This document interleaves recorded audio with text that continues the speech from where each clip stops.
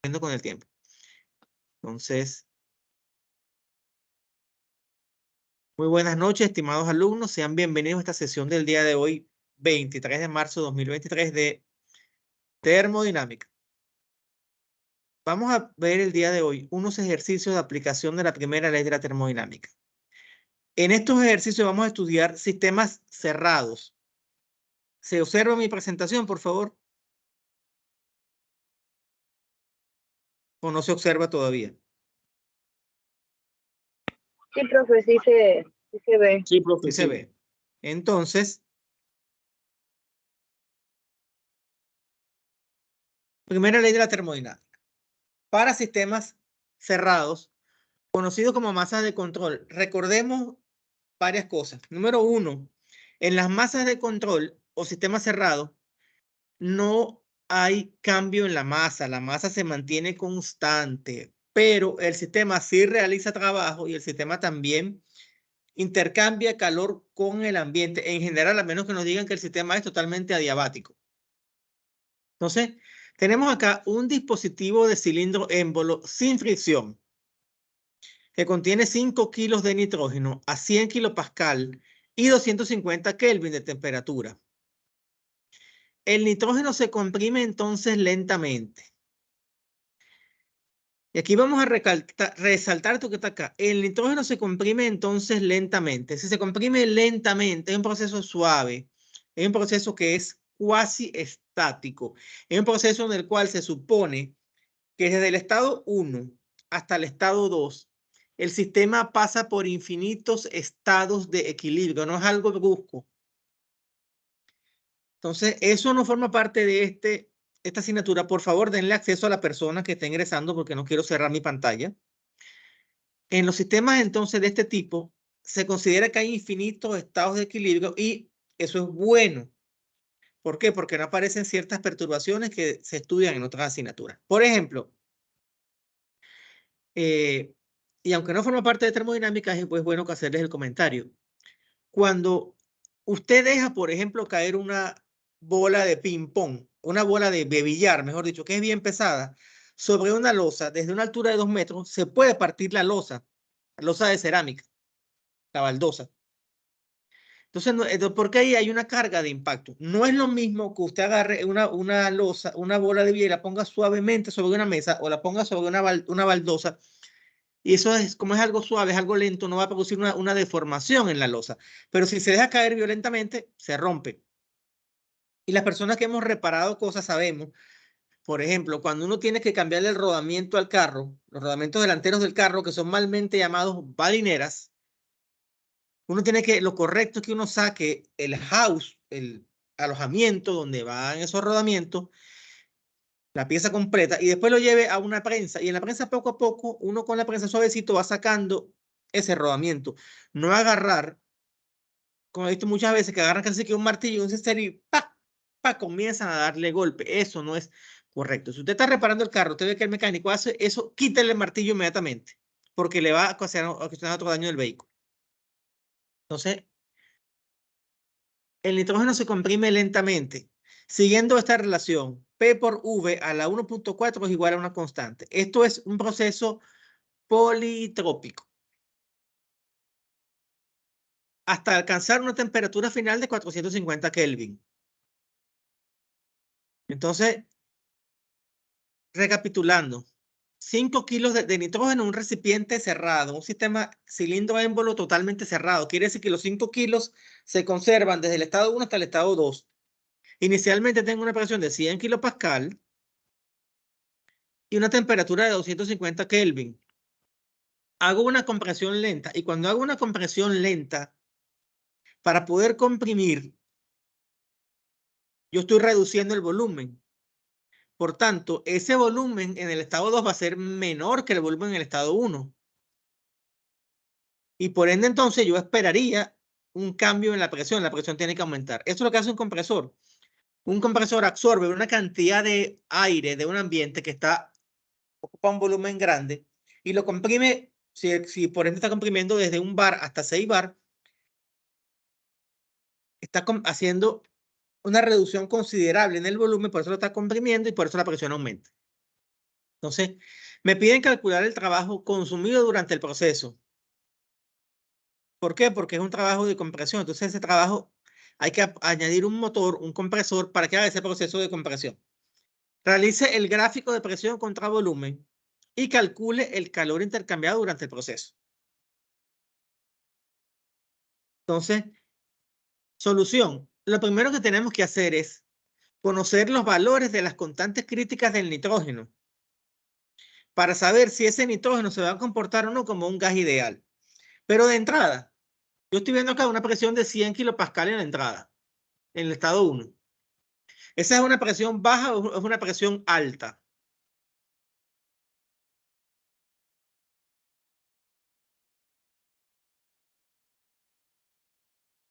Una presión de una atmósfera. ¿Es baja o es alta la presión?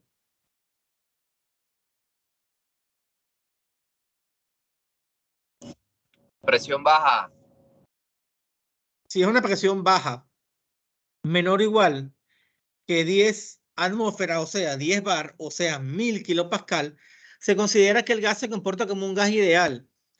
Entonces, esto de entrada lo podemos ver, pero hay gente que es como Santo Tomás, que tenía que meter las manos en las heridas de Cristo para convencerse. Entonces, uno lo convence con la tabla de constantes críticas A.2 y A.5. De ahí yo leo la temperatura crítica, la presión crítica y también leo el valor de la constante R para el nitrógeno cuando se comporta como un gas ideal.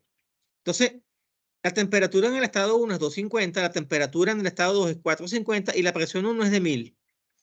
Y tengo que la temperatura crítica es 126.2. En el estado 1, la temperatura 1 es aproximadamente 2 veces mayor que la temperatura crítica, gas ideal. La temperatura 2 es 450. 450 es el triple o más del triple de 126.2. Gas ideal también.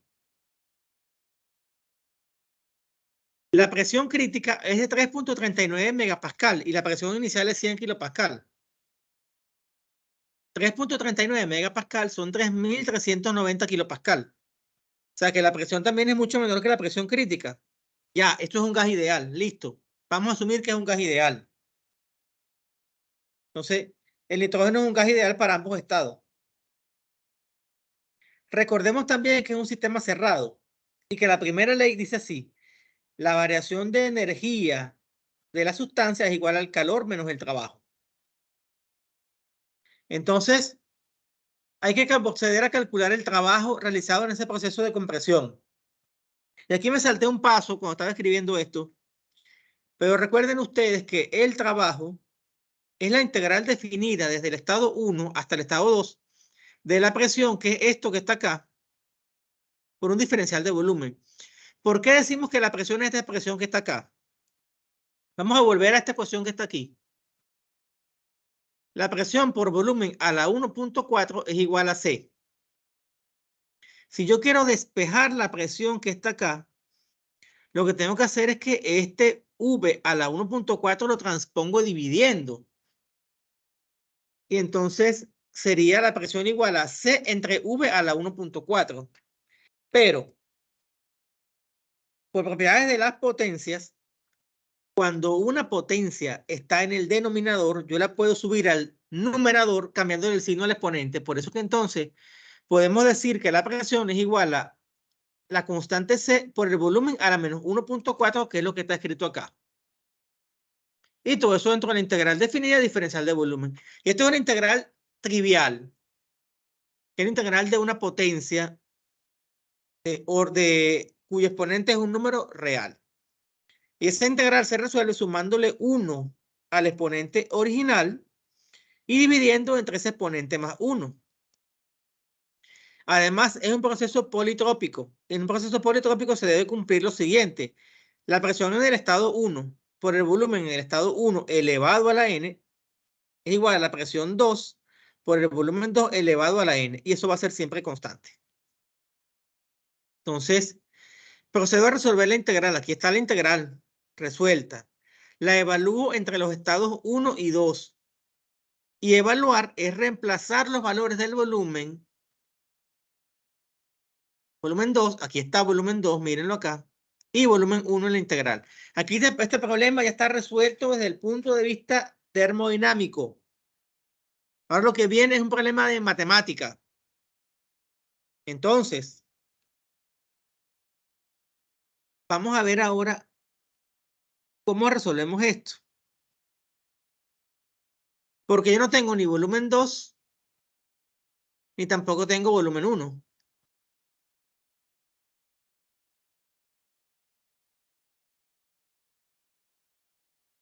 Vamos a ver qué sucede acá.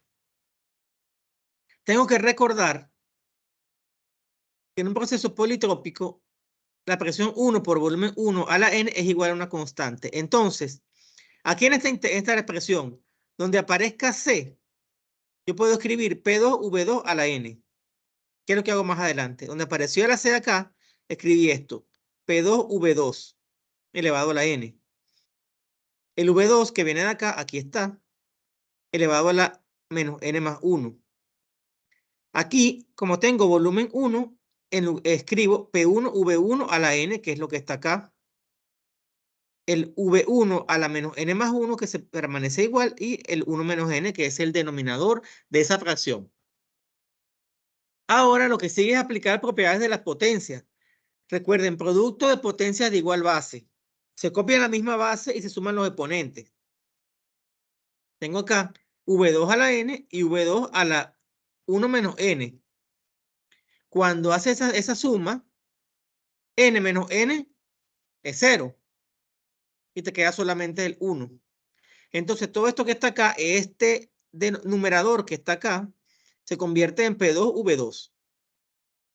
Y lo mismo pasa aquí, este va a quedar P1V1. ¿Se entendió la idea o no? Y si no lo entienden, jóvenes, esto es álgebra, ni siquiera es cálculo, es álgebra, propiedades de las potencias. ¿Entendieron o no entendieron? ¿Alguna duda? Pregunten, sin pena.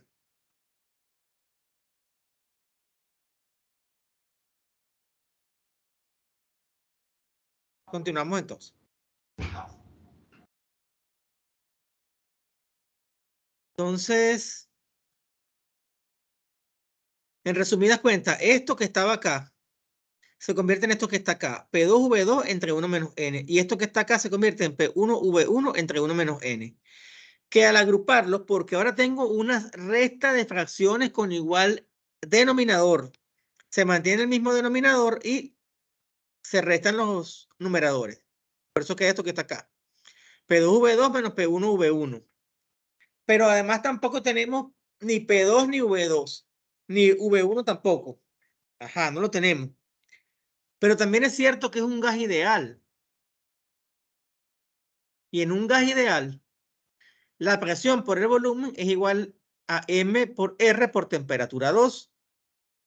Y está. P2V2 es igual a MR por T2. Entonces, donde aparece P2V2, escribo MRT2. Donde aparece P1V1, escribo MRT1. Y ahora lo que hago es sacar factor común M por R, que aquí está, y digo que esto es T2 menos T1. Y T2 lo tengo y T1 lo tengo. Ya busqué en la tabla A.5 cuál es el valor de la constante de gas ideal para el nitrógeno y lo multiplico por la masa. Y saqué mi cuenta y me dio que el trabajo es de menos 742 kilojoules. Es un trabajo de signo negativo y lo que está indicando es que se está consumiendo trabajo para poder comprimir ese gas. Y el trabajo de compresión es un trabajo negativo, porque hace falta un elemento externo que añada trabajo al sistema. ¿Estamos claros? Un compresor, por ejemplo. O, bueno, sí, un compresor, básicamente. Recuerden que hay compresores de pistón y compresores de tornillo, compresores centrífugos. El más común que usted ve en cualquier taller es un compresor de pistón. Ya en las plantas sí hay compresores de tornillo. Entonces, un compresor de pistón es justamente un pistón que está empujando el gas hacia adentro y al reducir el volumen aumenta la presión. Eso es. ¿Preguntas, inquietudes, dudas?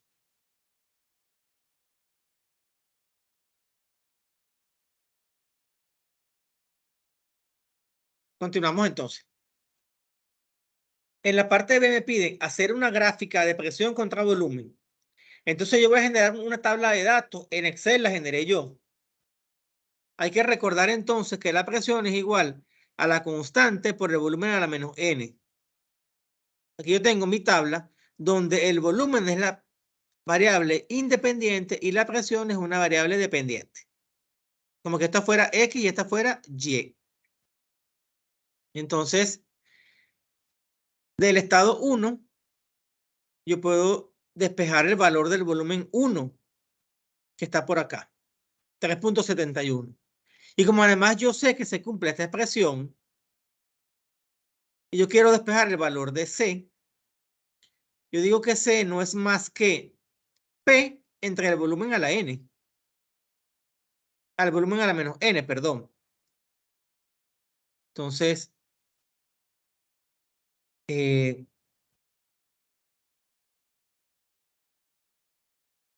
me queda de esta forma. Y con eso calculo el valor de la constante C. Calculo el valor de la constante C, construyo esta tabla de valores para el volumen y calculo los diferentes valores de las presiones. Después hago mi gráfica en Excel.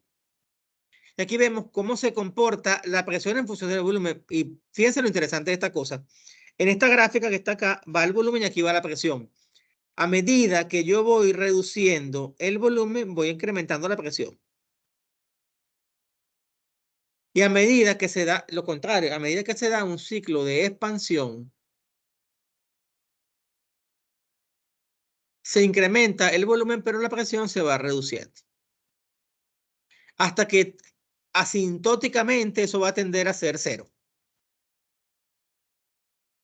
Entonces, esta curva es una hipérbola. Un tipo de curva hiperbólica. Entonces, ahora lo que nos queda es calcular el calor. Pongan oído al tambor. En un gas ideal, tanto la temperatura como la entalpía son función solamente de la temperatura. Entonces, podemos utilizar la tabla A.8 para calcular los valores de la energía interna. ¿Por qué prefiero utilizar la tabla A.8 y no otra aproximación? Porque la tabla me da un mejor valor que usar una aproximación donde el calor donde la energía interna se puede calcular como función del calor específico a volumen constante y la variación de temperatura. Si tenemos tablas, utilicemos las tablas. Ya.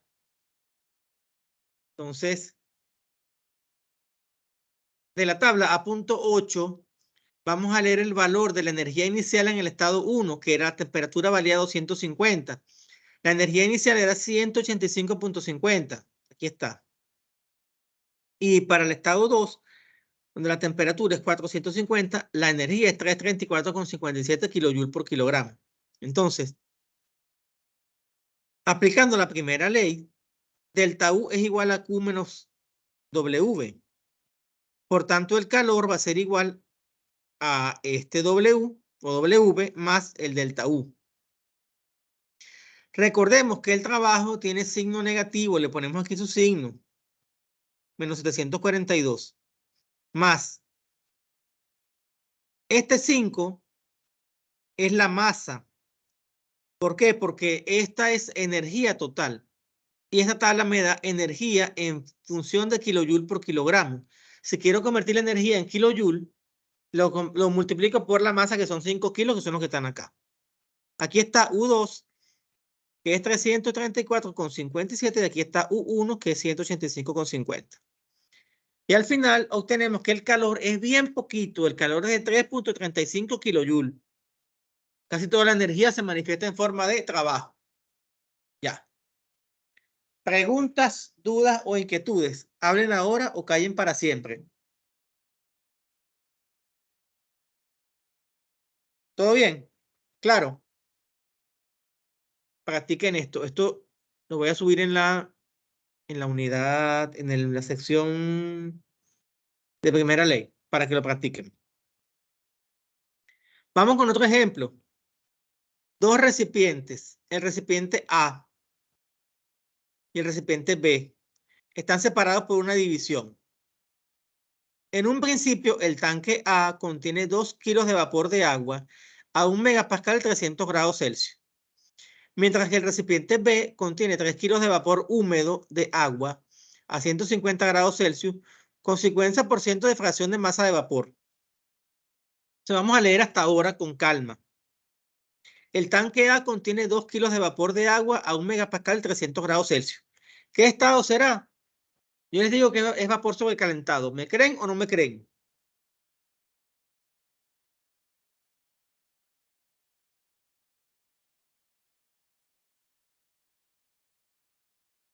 ¿Me creen que es vapor sobrecalentado lo que yo les estoy diciendo o no me creen?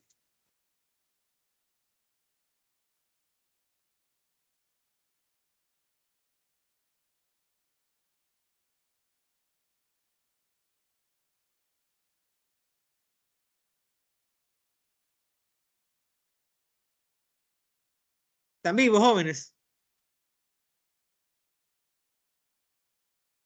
Vamos a ver si están ahí todavía o se quedaron mudos o se cerró la sesión. No, profe, no, estamos acá. Ajá, entonces vamos a ver. Ya dejé de compartir por un momento. 1 megapascal y 300 grados Celsius. ¿Es vapor sobrecalentado o no es vapor sobrecalentado? ¿Qué piensan ustedes? ¿A cuánto megapascal? 1 megapascal, o sea, 1000 kilopascales y 300 grados Celsius. ¿Es o no es vapor sobrecalentado?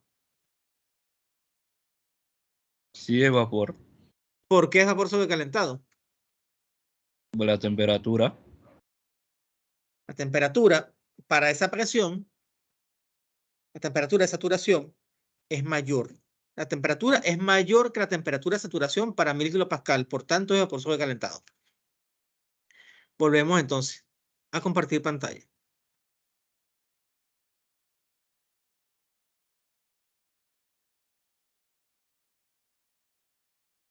El tanque B contiene 3 kilos de vapor húmedo. Cuando me hablan de vapor húmedo, es vapor que tiene humedad, es decir, tiene agua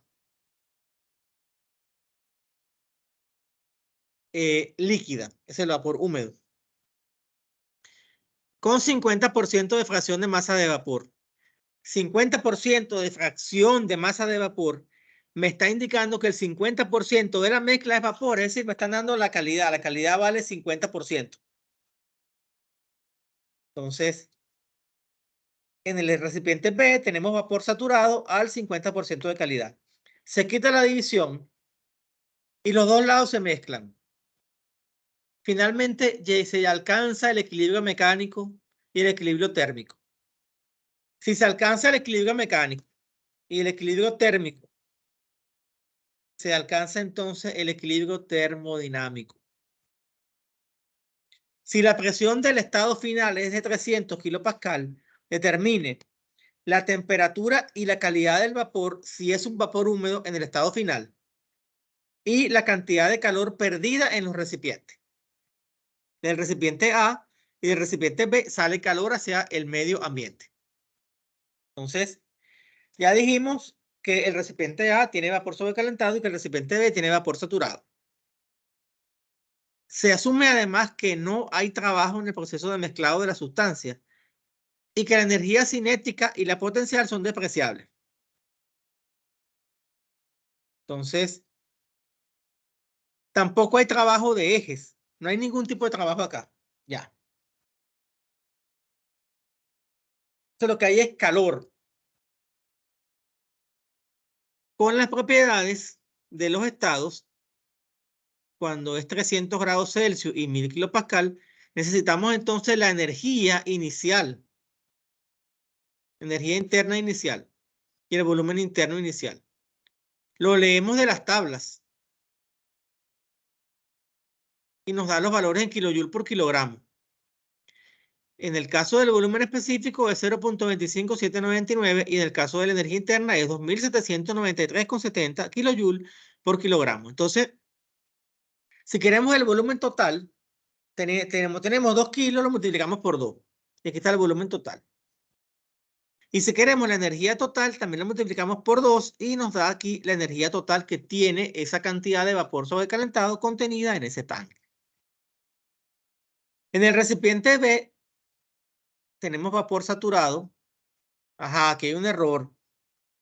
Se tiene mezcla líquido-vapor con una calidad de 50%. Entonces, teniendo la temperatura y la calidad, calculamos los valores de VF. Perdón, leemos los valores de VF, VFG, calculamos el volumen específico y con ese volumen específico, que es 0.196935, procedemos a calcular el volumen total, que es 0.5908. Pero antes de eso vamos a decir una cosa importante. Si estos tanques son fijos o son tanques flexibles, ¿qué creen ustedes?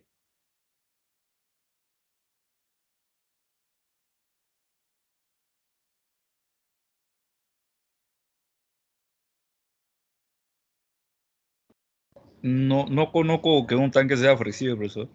Ok, son tanques fijos que no van a cambiar su volumen. Entonces, si en principio el tanque A tiene un volumen A y el tanque B tiene un volumen B, al final, el volumen del nuevo tanque, cuando el tanque se han mezclado las dos sustancias, es el volumen de A más el volumen de B. Y eso va a permanecer fijo. Y otra cosa que va a ocurrir es que los 2 kilos de agua que están acá, más los 3 kilos de agua que están acá, se van a sumar. Y al final voy a tener 5 kilos de agua que no sé si va a estar en forma líquida, en forma de vapor saturado o en forma de vapor sobrecalentado, o si va a estar en forma de líquido vapor. ¿Se entiende la idea?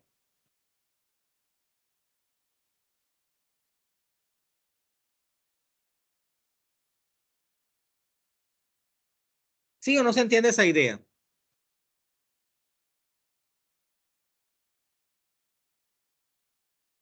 Repito, Más o menos.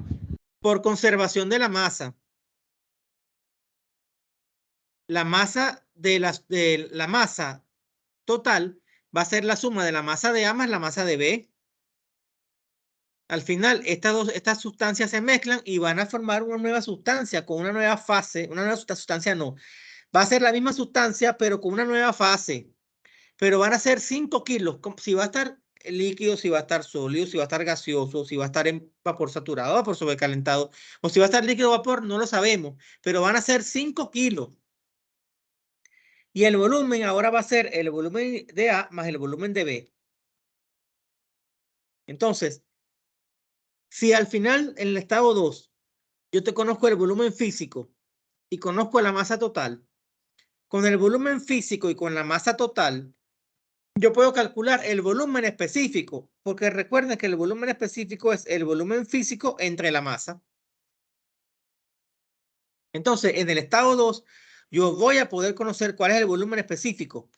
Y como también voy a conocer el valor de la presión, porque la presión me dicen que es 300 kilopascal, el estado 2 está totalmente determinado, porque tengo dos propiedades termodinámicas que son la presión y el volumen específico que son independientes y que las conozco. Y al conocer dos propiedades termodinámicas independientes se puede definir un estado.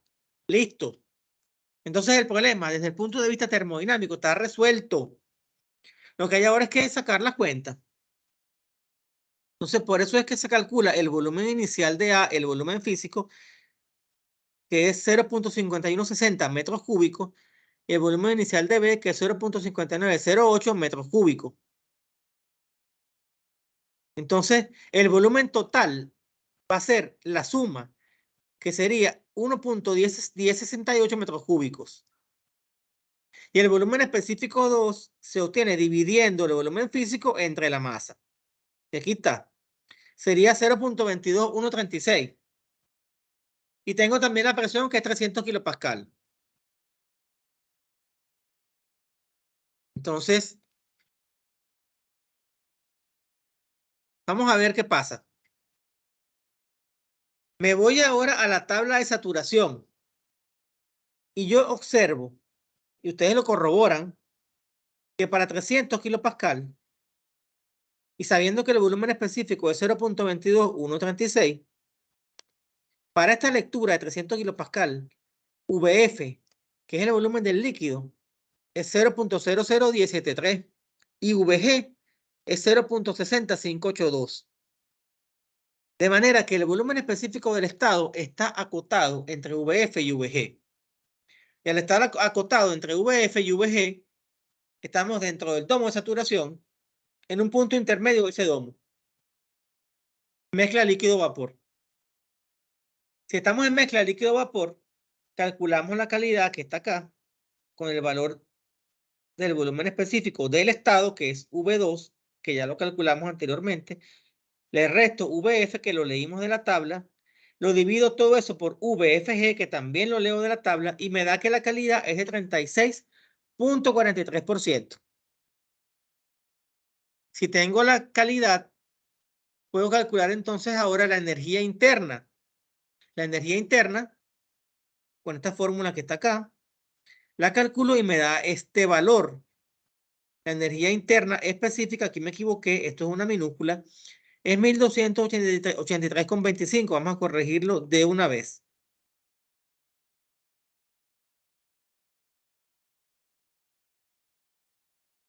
Lo que pasa es que el sistema lo coloca con mayúscula de forma automática.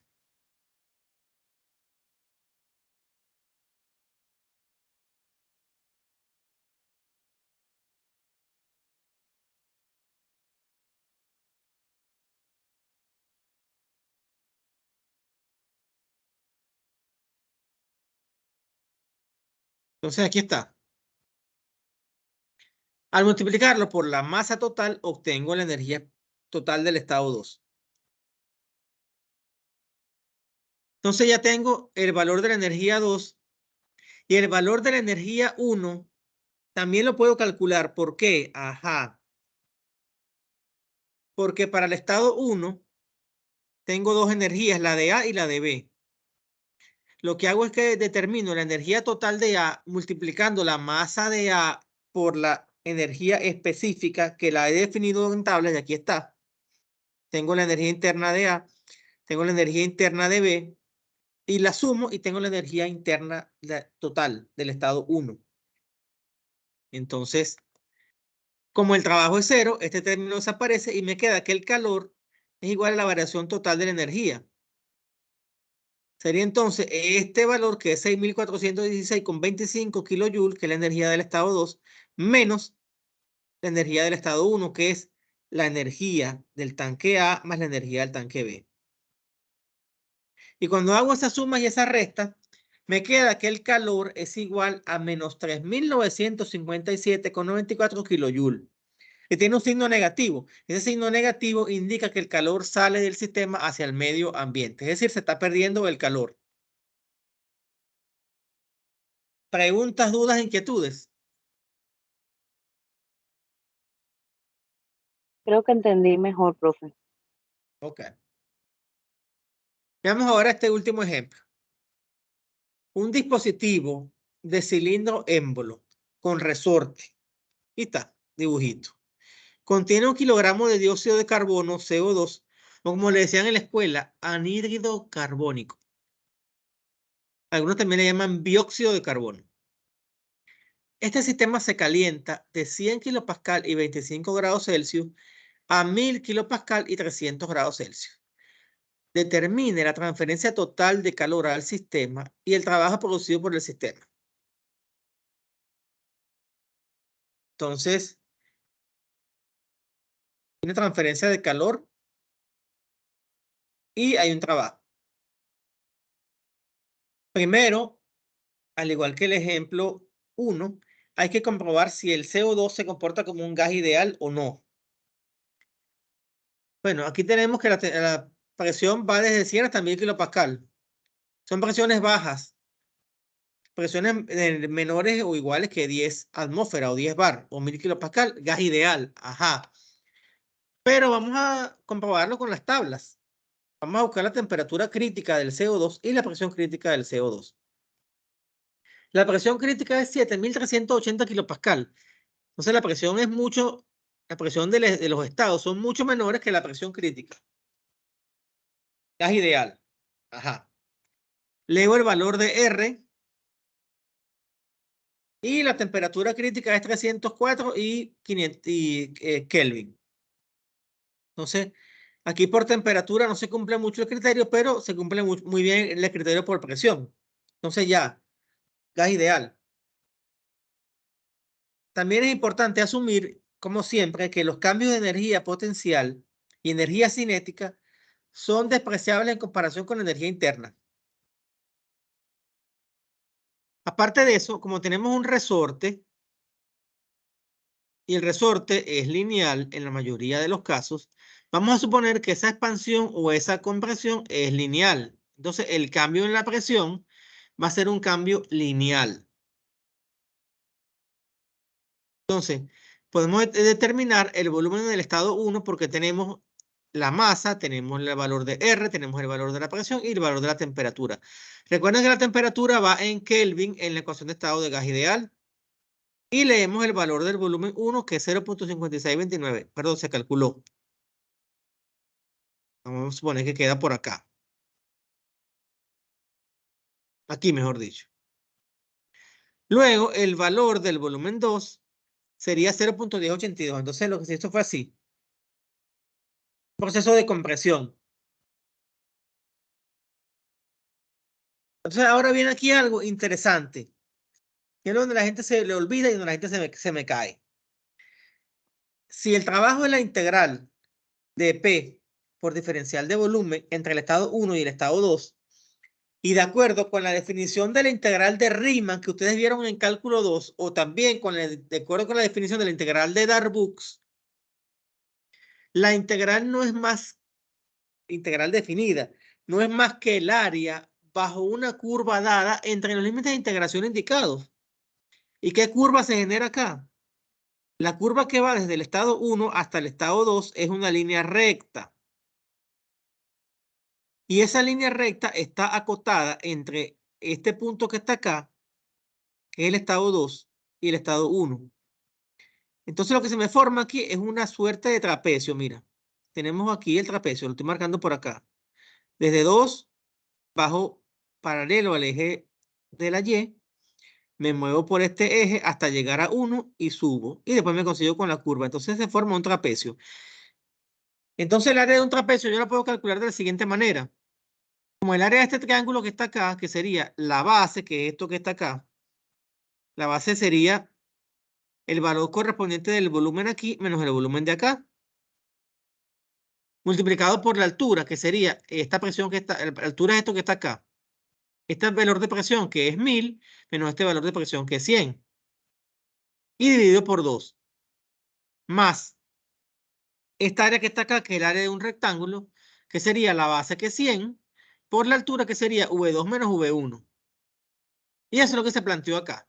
O sencillamente, el área de un trapecio, bueno, la base mayor, que es esta base que está acá, la base mayor, que sería 1000, aquí está, 1000, más la base menor, que sería 100, aquí está el 100, multiplicado por la altura. Ajá, ¿la altura cuál es? Bueno, este volumen que está acá, menos este volumen que está acá, lo que está aquí, entre 2. Y te da que el trabajo es de menos 250.1. Y es un trabajo de compresión de un gas ideal. ¿Y por qué es negativo? Ajá. Porque el volumen 1 es menor que el volumen 2. Es mayor que el volumen 2, perdón. Por tanto, es un trabajo de compresión. El trabajo de compresión siempre es negativo. Si ustedes lo resolvieran con la integral definida, les va a dar igualito. ¿Estamos claros?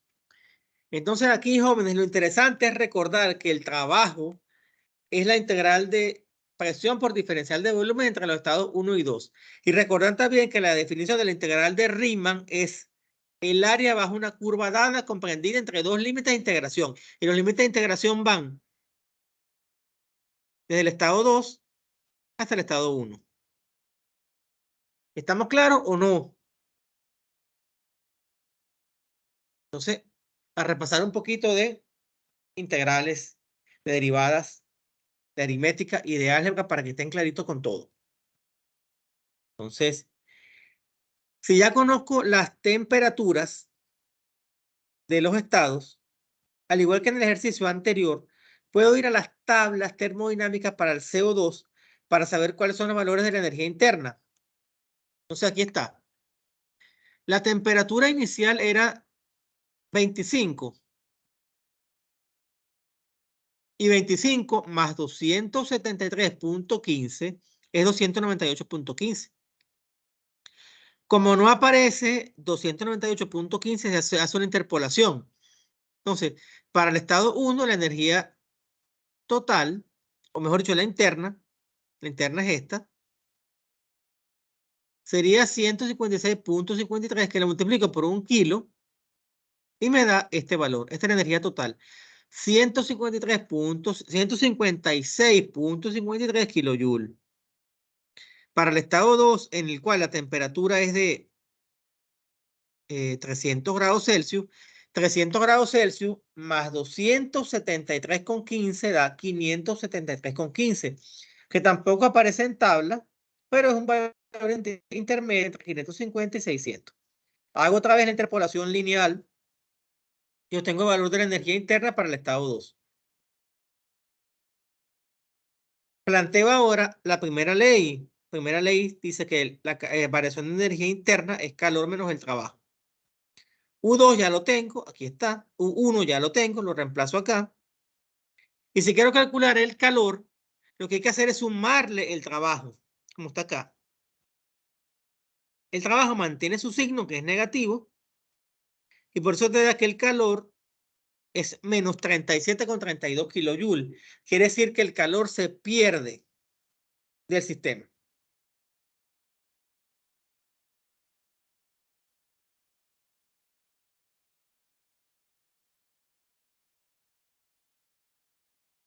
¿Alguna pregunta, alguna inquietud, alguna duda? Sí, profe, yo tengo una inquietud. ¿Cómo no?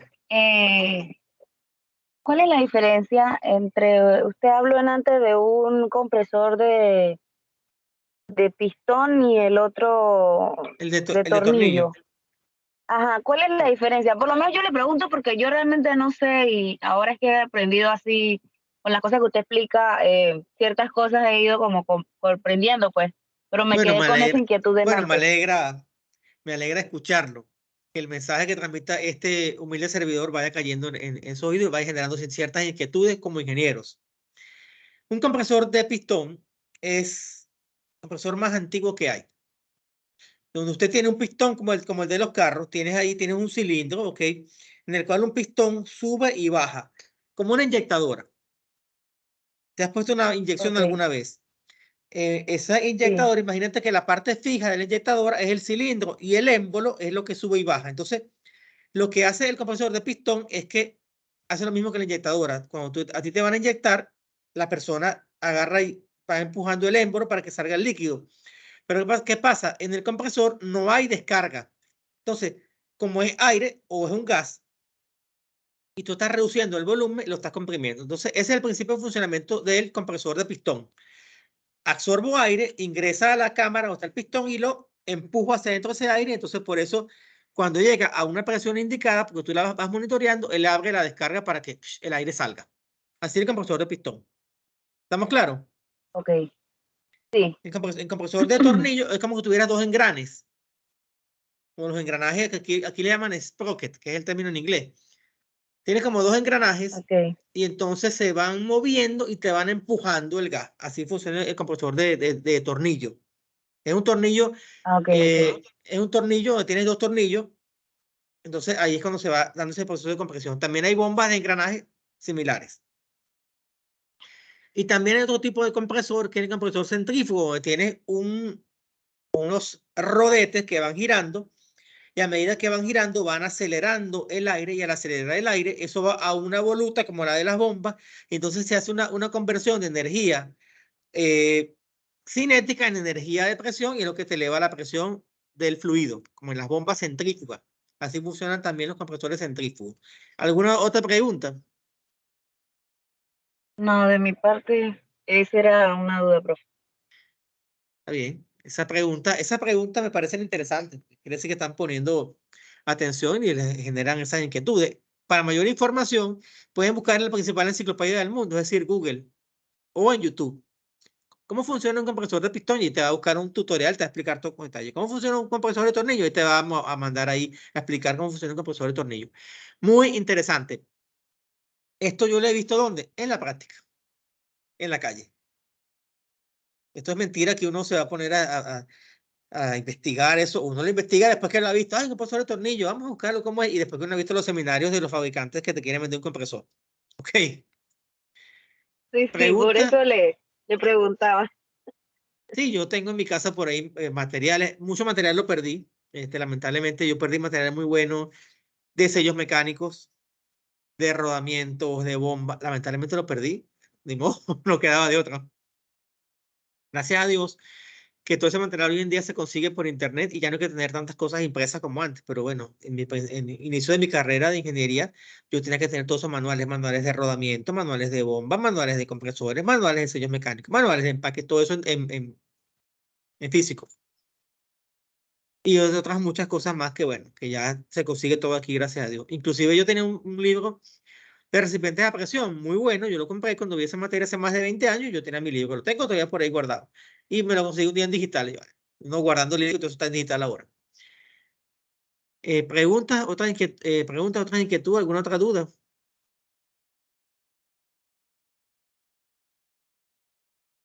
Como siempre, voy a agarrar esta clase y la voy a subir a YouTube.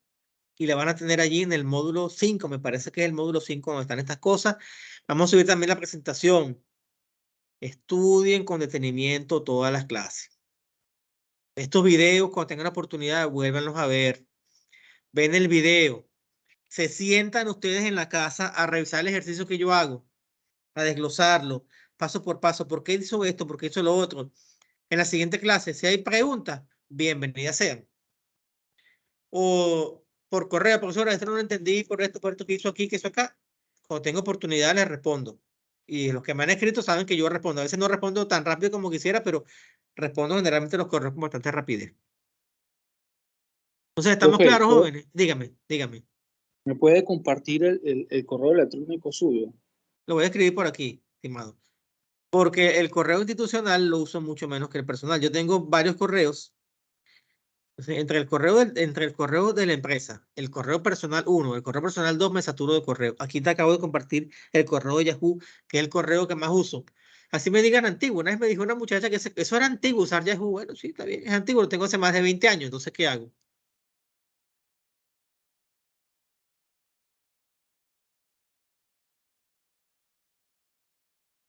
¿Estamos claros, jóvenes? Al correo, Sí, profe. cualquier consulta por Moodle, o usted me manda un mensaje por Moodle, eso me llega a mí al correo. Y listo. Entonces, si no hay más nada, jóvenes, por ahora, si está todo claro, los voy a dejar por el día de hoy. Que tengan una feliz noche y descansen. ¿Vieron? Así que hasta luego. Ha Profe, sido un placer.